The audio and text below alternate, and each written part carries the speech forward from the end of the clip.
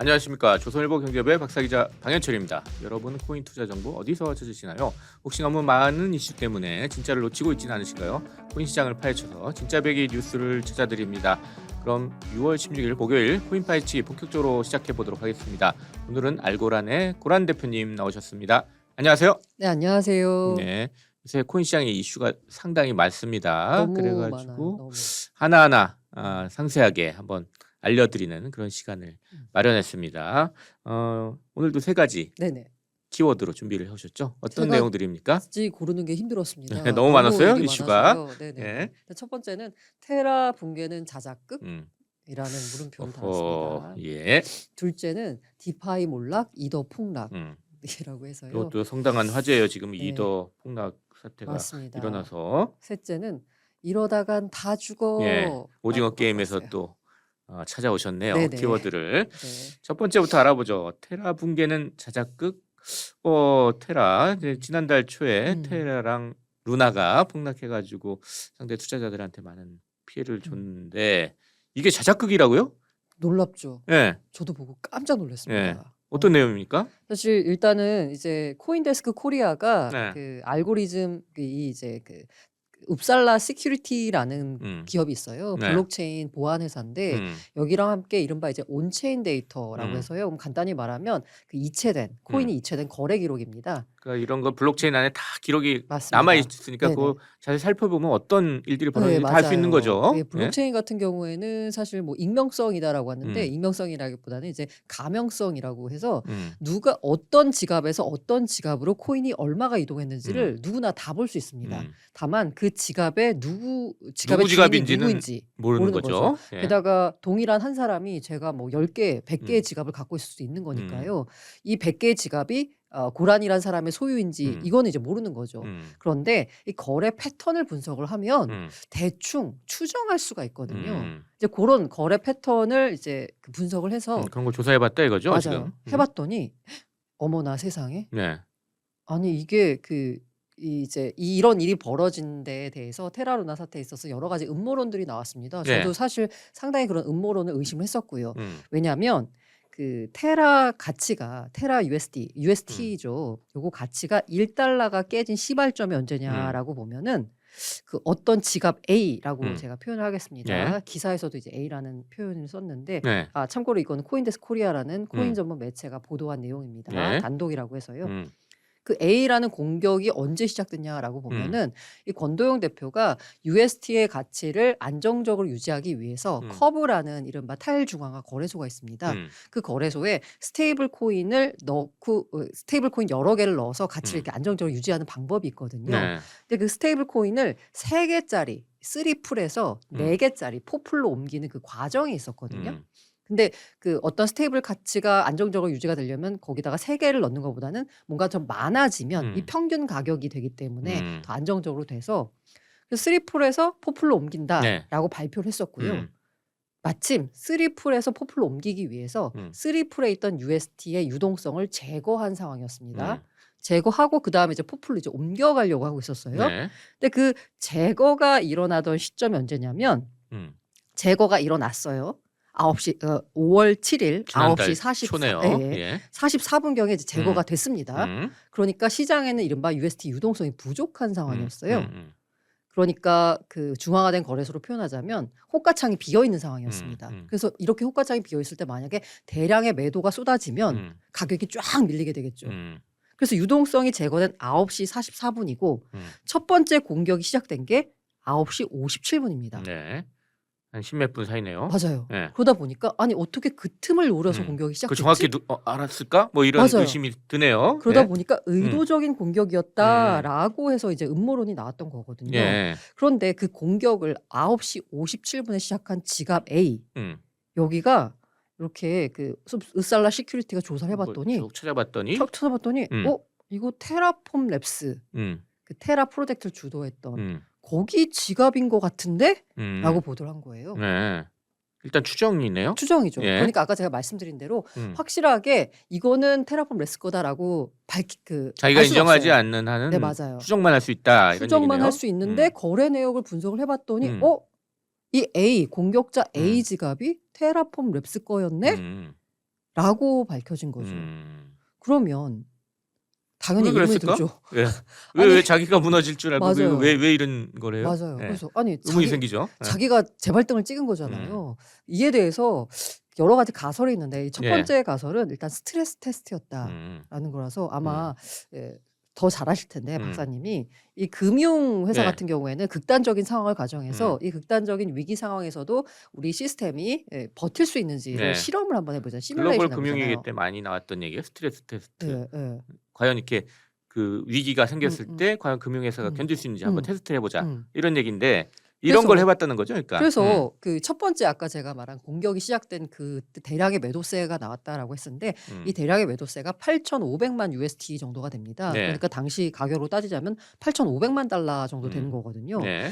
근데 USD가 무너지기 전에 시가총액이 180억 달러 정도 됐어요. 그러니까 8,500만 달러라고 뭐 하는 얼마 건 안 되는 거죠. 전체 시가총액의 0.5%에도 못 미치는 금액입니다. 네. 그러니까 스트레스 테스트를 위해서 이 테라폼 레스가 8,500만 달러 정도를 던졌는데 그러니까 요 정도면 문제가 없겠지라고 던졌는데 하필 그때 시장 상황이 좋지 않아서 그리고 약간 투자 심리가 불안해 있던 상황에서 이런 일이 벌어지니까 너도 나도 여기저기서 매도세가 나오면서 무너진 거 아니냐라고 뭐 하는데요. 그런 가설이 하나 있다는 네. 거고. 전 사실 잘 고개가 네. 약간 가우뚱해진 그런 가설인데 얘기만 있는 건 아니겠죠. 네, 또 다른 가설. 개인적으로는 두 번째 가설이 약간 유력하다고 봅니다. 네. 이른바 차익 거래를 먹기 위해서예요. 이 알고리즘 스테이블 같은 코인 같은 경우에는 일단 단기적으로 패깅 1달러 가치가 모자라게 되면은 네. 알고리즘이 작동을 하면서 다시 1달러로 회복하는 구조로 설계가 되어 있습니다. 네. 그래서 지금 이 너도 나도 프로젝트들이 알고리즘 스테이블 코인을 발행하려는 이유가 이렇게 이제 디패깅 상황이 잠깐 발생했을 때 그때 약간 이게 다시 패깅이 되는 그 사이에서 약간의 차익을 먹을 수 있거든요. 아, 차익이 또 생겨요. 예, 그때? 예, 예. 예. 그게 이제 그 차익 거래 세력들이 있는데 요걸 이제 테라폼 랩스가 지금 이 건으로 봤을 때는 그 앞서서도 여러 가지 디패깅이 잠깐 일어났었던 적이 있었거든요. 그 사이에서 약간 차익을 먹은 거 아니냐라고 이제 의심이 되는 거죠. 그래서 이 차익을 먹으려고 테라폼 랩스가 일시적으로 야 8,500만 달러 정도 던져서 디패깅이 일어나는 건 괜찮겠지라고 던졌는데 이게 그 계획대로라면 다시 돌아와야 되거든요. 근데 이제 말씀드린 대로 시장 상황이 안 좋은 상황에서 이런 디패깅이 벌어지다 보니까 이 뭐 여기저기서 매도세가 쏟아지면서 디패깅 상황이 발생했다라는 겁니다. 이것도 가설이에요. 가설입니다. 네. 그러니까 물론 이게 사실이라면 상당한 소탐대실이네요. 네. 근데 아까 말씀드린 대로 이건 정황 증거거든요. 제가 아까 이 지갑의 소유주가 테라폼 랩스 거 같다라고 말씀드렸을 때 정확하게 뭔가 증거가 있는 게 아니라 야, 이 아까 말한 그 공격자 지갑 A와 거래했던 지갑 내용을 다 뜯어 보니까 아까 말한 테라폼 랩스와 뭔가 연결고리들이 발견이 됐거든요. 그래서 아마 그런 것 같다라고 하는데 제가 아까 여러 가지 연결고리가 나왔다는 말씀을 드렸잖아요. 네. 테라폼 랩스 지갑으로 추정하기 위한 그 연결고리 중에 하나가 그 지갑과 루나 클래식 다오가 연결돼 있다라는 거였거든요. 그런데 갑자기 이렇게 이제 보도가 나오고 나니까 루나 클래식 다오 측에서 이거는 그 거짓 보도다. 사실이 아니다. 그 루나 클래식 다오라고 추정한 지갑 주소가 우리 거 아니거든? 그거 쿠코인이라는 거래소가 있거든요. 그 거래소 지갑이다라고 반박하고 나섰어요. 그러면서 이 웁살라가 우리의 명예를 훼손했다라고 하면서 만약에 28일 이내에 25만 달러 합의금 내지 않으면 법적 조치를 취하겠다라고 나선 상황이거든요. 일단 여기서 뭔 일이 벌어졌는지 뭐 검찰도 수사하고 있다고 네네. 그러니까 뭐 정확한 좀 조사가 있기를 좀 바라는 뭐 그런 생각입니다. 어쨌든 예. 여러 가지 설왕설래가 오가고 있지만 뭐 사실 이 투자해서 많이 손실을 본 분들이나 뭐 그 이제 저는 사실 피해자라는 표현이 맞나라는 생각이 드는데 어쨌든 손실을 본 분들이나 혹은 이제 피해자라고 생각하시는 분들을 위해서라도 이게 실체가 명명백백히 규명됐으면 하는 바람입니다. 예. 이렇게 해서 첫 번째 키워드 테라 붕괴는 차자극 뭐 얘기를 알아봤고요.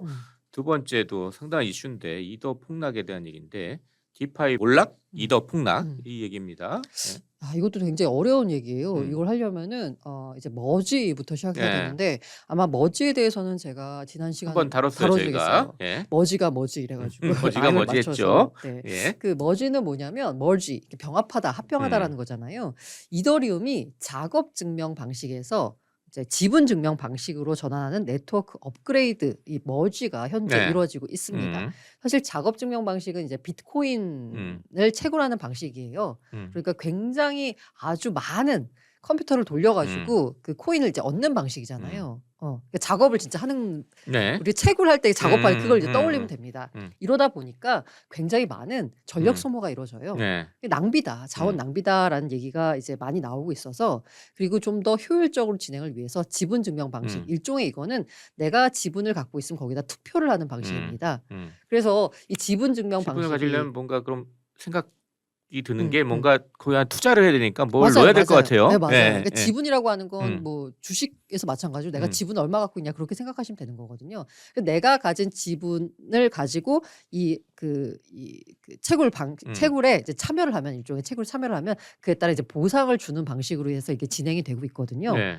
그래서 어쨌든 간에 지금 현재 지분 증명에 참여하면 보상이 현재 보상률은 4.2%가 나옵니다. 이 보상률은 달라지는데 참여한 사람들이 많아질수록 나눠 갖는 게 이제 적어져요. 현재는 4.2%인데 네. 근데 요거를 지분 증명에 참여하려면 최소한 들고 있는 이더리움이 있어야 됩니다. 이게 네. 32 이더리움이 필요합니다. 네. 그런데 우리 돈으로 하면 어느 정도 되는 거예요, 이게 이게? 지금은 뭐 조금 그나마 좀 가격이 떨어졌으니까 좀 싸졌지만 떨어졌지만. 사실 뭐 한 200만 원 정도로 보자면 이게 32이더면 6천만 원이 넘는 네, 돈이에요. 상당한 돈이네. 네, 맞아요. 그러다 그냥 보니까 개인이 넣기는 좀 부담이 되는 그런 돈이네요. 그리고 어쨌든 지분 중에 참여해서 이걸 뭐 컴퓨터 프로그래밍을 이렇게 해놔야 되거든요. 근데 요거 또 개인이 하기에는 조금 부담스럽죠. 잘 모르잖아요.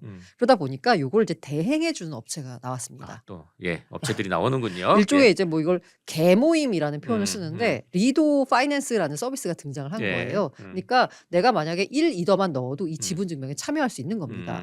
그 리더 파이낸스 입장에선 이 개인들의 이더를 모아가지고 십시일반 하듯이. 네, 맞아요. 자기들이 하면 되니까. 32 이상을 딱 넣고 또 여기 참여했다. 이렇게 해주면 되니까. 맞아요. 근데 이 리도 파이낸스가 굉장히 성공을 했거든요. 큰 인기를 끈 이유가 뭐냐면 사실 제가 만약에 이 지분 증명을 위해서 1이더를 넣으면 이 이더를 내가 찾고 싶을 때 찾을 수 있냐? 못 찾습니다. 아까 말씀드린 그 작업 증명 방식에서 지분 증명 방식으로 전환이 끝나고 나서도 6개월이 지나야 인출이 가능합니다. 그러니까 돈이 묶이는 거네요. 맞아요. 예. 그러다 보니까 리도 파이낸스가 고안한 게 뭐냐면 돈이 묶이는 걸 사람들이 싫어하니까 요거를 유동화시키자라고 한 거예요. 그래서 이른바 내가 1이더를 예치를 하고 나면 ST 이더를 지급을 합니다.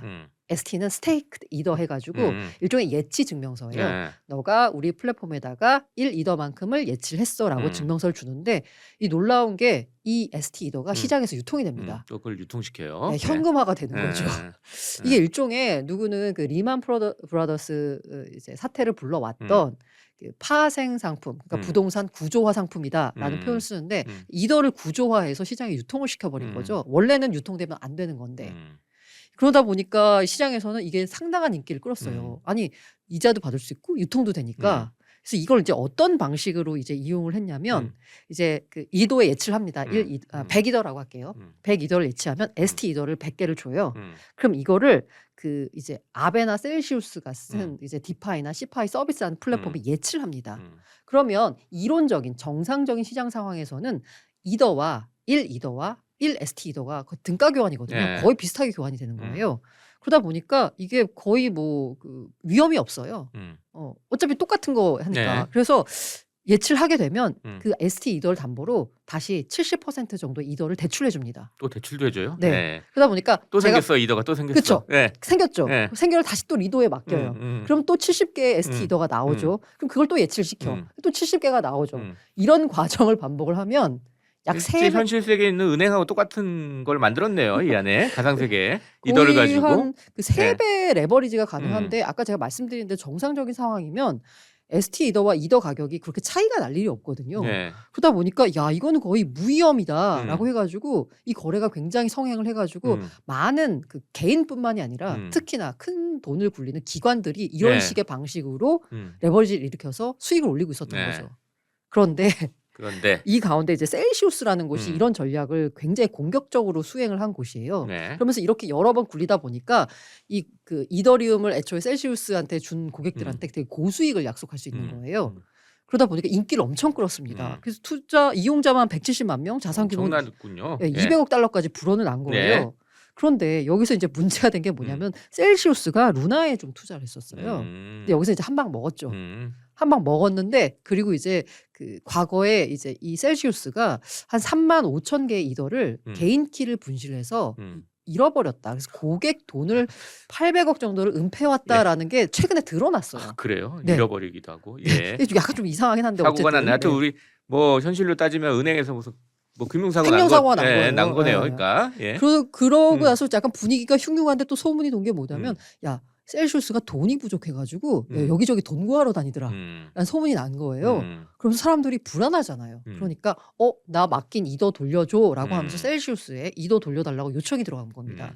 셀시우스가 가만히 그 이더를 들고 있었으면 모르겠는데 제가 아까 말씀드린 대로 고수익을 주려면 여러 가지 방식으로 레버리지를 돈을 일으켰잖아요. 굴려가지고 뭔가 거기서 네. 돈을 벌어야지 이걸 줬을 거 아니에요. 그러니까 뭔가 했겠죠. 그러다 예. 보니까 셀시우스 보유 자산이 보유한 이더리움 100만 개 정도 됐는데 그 가운데 이더리움으로 들고 있는 건 27%밖에 안 되고 나머지 44%가 ST 이더 그리고 자체 스테이킹 해버린 게 29%예요.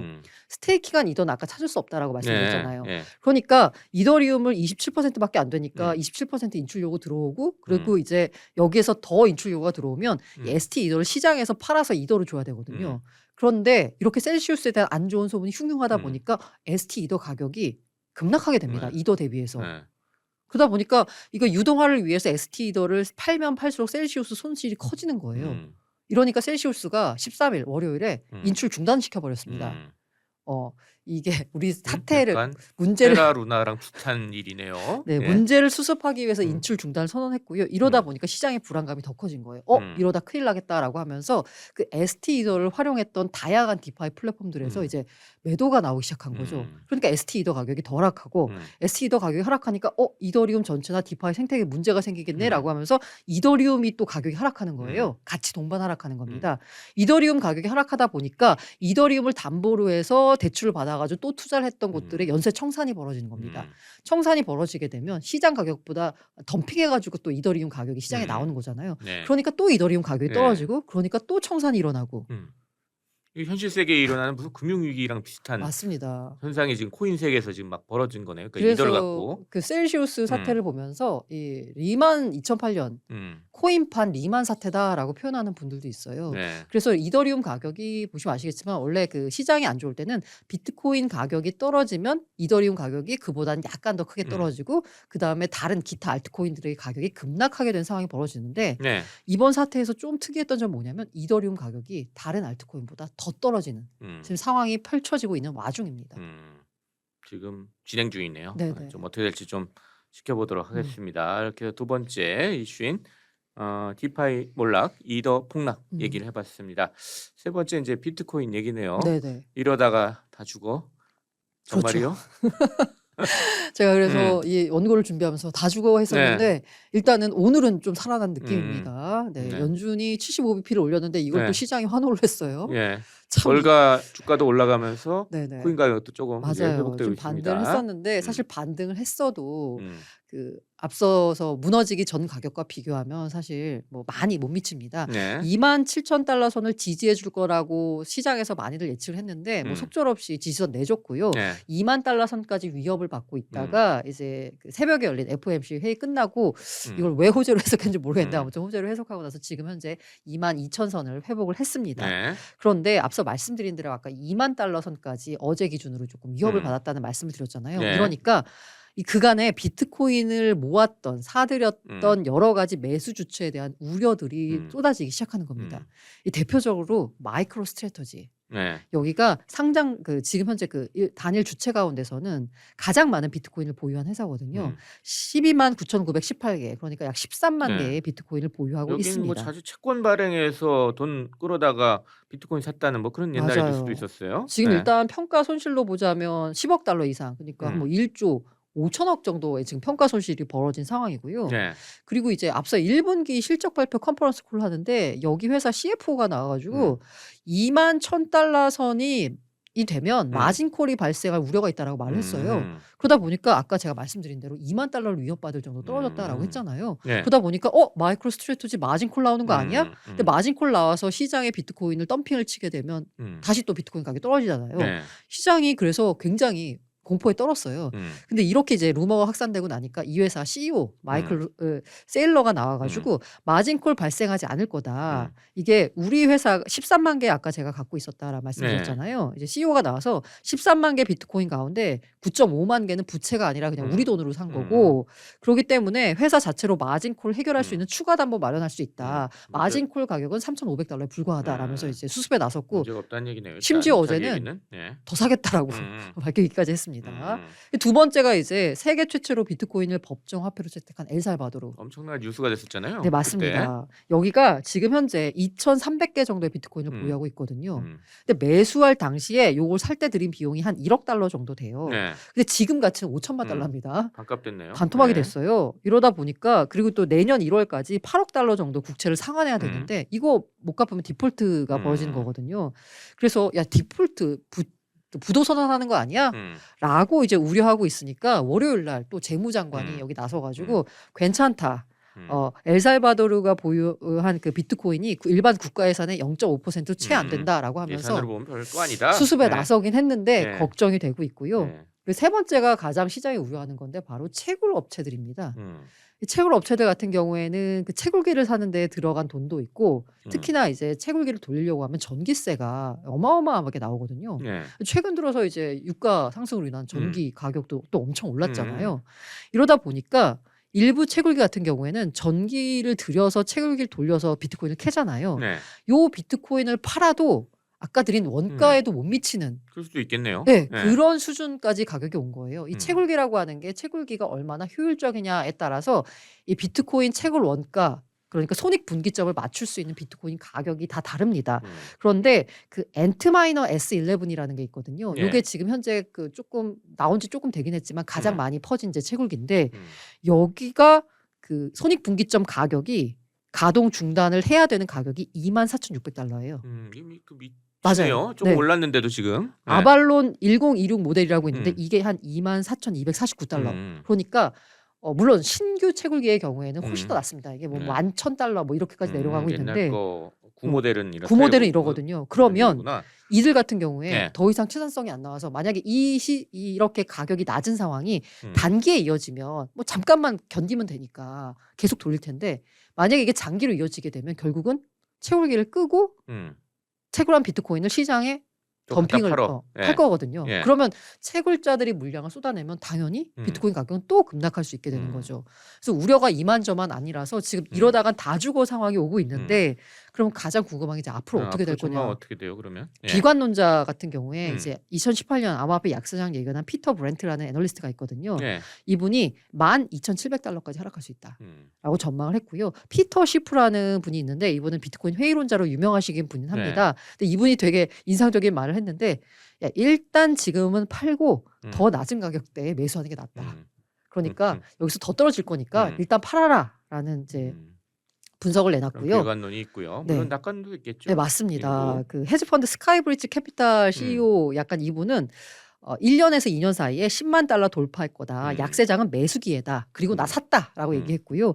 멕시코 3대 부호 중에 한 명인 리카드로 살리나스 회장이 있거든요. 네. 이 사람은 지금 가격대에 비트코인을 사지 않는다면 몇 년 안에 반드시 후회할 것이라고 확신한다라고 했고 골드만삭스 출신의 유명 투자자 라울 팔이라고 있거든요. 네. 우리는 지금은 매수 영역에 진입했고 바닥에 가까워졌다. 우리 이제 매수에 들어갈 거다라는 식으로 얘기를 했습니다. 네, 여러 가지 이제 분석이 나옵니다. 앞으로 어떻게 될지 지켜보도록 하겠습니다. 이렇게 해서 세 번째 비트코인 얘기까지 좀 해봤는데요. 이제 마무리할 시간이 다 됐는데요. 네, 어떻게 저희 시청자 구독자 여러분께 마무리 인사 네. 부탁드리겠습니다. 시장이 굉장히 혼란스러운 상황입니다. 어떻게 대응해야 될지 아마 고민들이 많으실 텐데요. 그냥 제가 개인적으로 추천드리는 전략은 일단 아무것도 하지 마라. 네, 사지도 말고 팔지도 말고 일단 네. 지켜보는 게 맞을 것 같습니다. 팔면은 너무 낮은 가격에 파는 게 될 수도 있고요. 네. 산다라고 하면 사실 이 분할 매수가 좋잖아요. 근데 이 지금 바닥인지 지하가 10층까지일지 20층까지일지 알 수 없는 상황이잖아요. 일단은 시장을 지켜보는 아무것도 하지 않는 전략이 최선의 전략이 아닐까 합니다. 예, 감사합니다. 6월 16일 목요일 코인 파헤치기 마칠 시간입니다. 유튜브 조선일보 머니 채널에서는 매주 목요일 코인 시장의 이슈를 생생하게 전달합니다. 채널 구독은 물론 알림 설정까지 해주셔서 알찬 정보들 놓치지 마시기 바랍니다. 오늘 함께해 주신 알고란의 고란 대표님, 그리고 저는 조선일보 경제부의 박사이자 방해철이었습니다. 그럼 다음 시간에 또 뵙도록 하겠습니다. 감사합니다.